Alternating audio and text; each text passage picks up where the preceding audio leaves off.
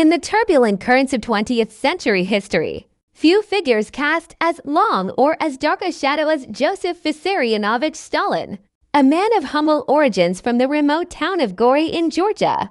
He rose to become the undisputed leader of the Soviet Union, shaping its destiny for nearly 3 decades. His rule transformed a backward agrarian society into an industrial superpower, led the Red Army to victory in the Great Patriotic War, and established a global ideological bloc during the early Cold War. Yet behind the facade of strength and progress lay a regime defined by fear, repression, and mass suffering. To understand Stalin is not only to examine the mechanisms of power, but to confront the profound contradictions of a leader whose policies saved millions in war, while condemning millions to death in peace. Born Joseph Vissarionovich Stalin on December 18, 1878, December 6 in the Julian calendar then used in Russia, Stalin spent his early years in a modest stone house in the Caucasus region of the Russian Empire. His father, Vissarionovich Stalin, was a cobbler who struggled with alcoholism and violence. His mother, Keki Jaladze, was a deeply religious woman who worked as a seamstress and instilled in her son a fierce determination to succeed. Despite poverty, she managed to enroll him in the Gori church school, where he demonstrated intelligence and a talent for memorization. In 1894, he earned a scholarship to study at the Tiflis Theological Seminary, initially preparing for a life in the priesthood, but theology would not claim him. By this time, revolutionary ideas were spreading across the empire, and young Stalin became captivated by Marxist literature. He devoured works by Karl Marx, Friedrich Engels, and Vladimir Lenin, seeing in socialism a path to dismantle the oppressive Tsarist system. By 1899, he had been expelled from the seminary officially for missing exams, though many believe it was due to his growing involvement in underground political activity. From that moment, he committed himself fully to the revolutionary cause. Stalin quickly proved himself a capable organizer. Unlike many Bolshevik intellectuals who operated from exile, he remained within the Russian Empire, engaging in clandestine work, distributing leaflets, organizing strikes, and raising funds through bank robberies, including the infamous 1907 Tiflis heist, which netted over 340,000 rubles for the party. His willingness to act decisively, even violently, earned him both respect and suspicion among fellow revolutionaries. He adopted the name Stalin, derived from the Russian word stal, meaning steel, symbolizing his resolve. Over the next decade, he moved between cities, prisons, and Siberian exiles, escaping repeatedly and returning to activism. When the February Revolution of 1917 toppled the monarchy, Stalin returned to Petrograd and assumed a leadership role in the Bolshevik faction. During the October Revolution, he played a key organizational role, though not one of the most prominent public faces. After the Bolsheviks seized power, he was appointed General Secretary of the Communist Party in 1922, a position initially seen as administrative, but one he would use with extraordinary cunning to consolidate control. Following Lenin's incapacitating stroke in 1922 and subsequent death in 1924, a power struggle emerged among the top Bolshevik leaders. Leon Trotsky, Alexei Rykov, Grigory Zinoviev, and Nikolai Bukharin each represented different visions for the future of the Soviet state. Stalin, however, mastered the art of bureaucratic politics by controlling appointments, manipulating alliances, and exploiting ideological disputes. He systematically isolated and removed his rivals. Trotsky was expelled from the party, exiled, and eventually assassinated in Mexico in 1940. Zinoviev and Kamenev were executed after show trials in the late 1930s. Bukharin, once a leading theorist, was arrested, forced to confess under duress, and shot in 1938. By the mid-1930s, Stalin stood unchallenged at the center of Soviet power. What followed was a period of unprecedented transformation and terror known as the Great Purge, officially framed as a campaign to eliminate counter-revolutionary elements. It targeted real and imagined enemies across all levels of society: military officers, party officials, intellectuals, artists, and ordinary citizens.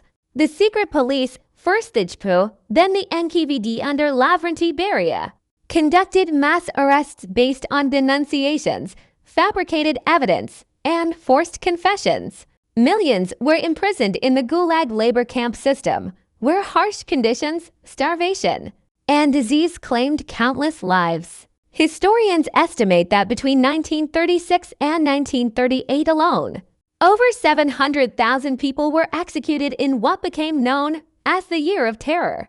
At the same time, Stalin pursued rapid industrialization through a series of 5-year plans, inspired by Marxist-Leninist ideology and driven by fears of foreign invasion. The state nationalized industry, collectivized agriculture, and prioritized heavy manufacturing over consumer goods. Steel mills, coal mines, and hydroelectric plants sprang up across the country. Cities like Magnitogorsk and Stalingrad became symbols of Soviet modernity. Illiteracy declined, education expanded, and a new working class emerged. But these gains came at a staggering human cost. The forced collectivization of agriculture disrupted traditional farming practices and provoked widespread resistance. Peasants slaughtered livestock rather than surrender them to the state. Grain requisition quotas were set unrealistically high, leading to catastrophic food shortages. In Ukraine, the southern regions of Russia, and Kazakhstan, famine gripped the countryside, known as the Holodomor in Ukraine. The man-made famine of 19,321,933 resulted in the deaths of an estimated 3 to 5 million people. While Moscow denied the crisis and continued exporting grain, entire villages starved, though debate continues among scholars about whether the famine constituted genocide.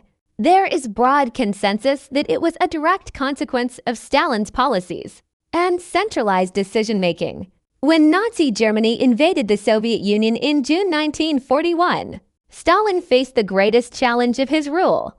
Operation Barbarossa caught the Red Army largely unprepared, and German forces advanced rapidly toward Leningrad, Moscow, and the Caucasus. In the early months, millions of Soviet soldiers were killed or captured. Yet Stalin, after an initial period of paralysis, rallied the nation. He delivered a rare radio address invoking patriotism and historical memory, and oversaw the evacuation of factories eastward beyond the Ural Mountains, preserving industrial capacity. Under his direction, the Soviet war effort mobilized every resource. Women entered the workforce in unprecedented numbers. Propaganda glorified sacrifice and heroism.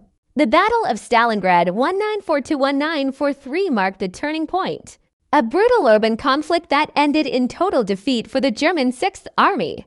Other victories at Kursk, Leningrad, and later in Eastern Europe cemented Soviet dominance on the battlefield. By May 1945, Red Army troops raised the Soviet flag over the Reichstag in Berlin, signaling the end of Nazi Germany. The victory came at an immense price. An estimated 27 million Soviet citizens perished during World War I, more than any other nation. Entire cities lay in ruins. Infrastructure was devastated. Yet Stalin emerged as a wartime leader of global stature, seated alongside Churchill and Roosevelt at conferences in Tehran, Yalta, and Potsdam. In the post-war order, the Soviet Union occupied much of Eastern Europe, establishing satellite states aligned with Moscow.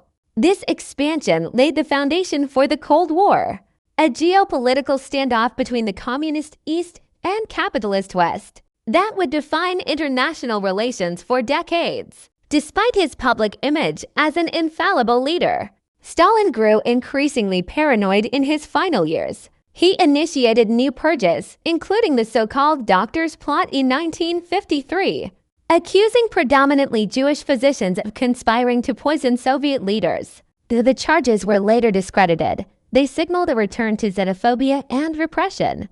Rumors circulated that he was planning another major wave of arrests. Before his sudden death on March 5, 1953, at the age of 74, following a stroke at his dacha near Moscow.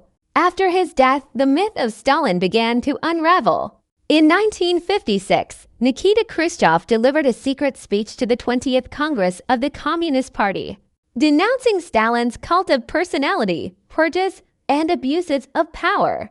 The revelations shocked the Soviet elite and triggered waves of de-Stalinization. The removal of statues, renaming of cities, e.g., Stalingrad became Volgograd, and cautious liberalization of cultural life. Yet even as criticism grew, aspects of his legacy endured. Strong central authority, suspicion of the West, and pride in military strength. Historically, Stalin remains one of the most controversial figures of modern times. On one hand, he presided over the USSR's rise as a world power, achieved rapid industrial growth, defeated Nazism, and expanded access to education and healthcare. On the other, his regime was responsible for some of the worst atrocities of the 20th century: engineered famines, mass executions, forced labor camps, and systemic suppression of dissent. His name evokes both national pride and deep trauma, depending on geography and perspective. In Russia today, official attitudes remain ambivalent. Public opinion polls often rank Stalin among the most influential historical figures. Some praise his strength and decisive leadership, especially in wartime.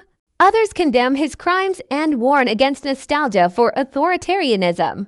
Streets and institutions still bear his name in certain regions, while schools and museums grapple with how to teach his complex legacy. What is undeniable is that Stalin reshaped the course of history. His decisions altered borders, ideologies, and generations. He embodied the paradox of the totalitarian era, a man who claimed to serve the people while ruling through fear, who built a modern state on the bones of its victims, and whose impact continues to echo across politics, memory, and conscience. To study Stalin is not to justify or vilify, but to understand the mechanisms of absolute power, the fragility of institutions, and the enduring human cost of ideological extremism. In an age of rising nationalism and authoritarian resurgence, his story serves as both warning and reflection, a reminder that history does not repeat itself, but it often rhymes.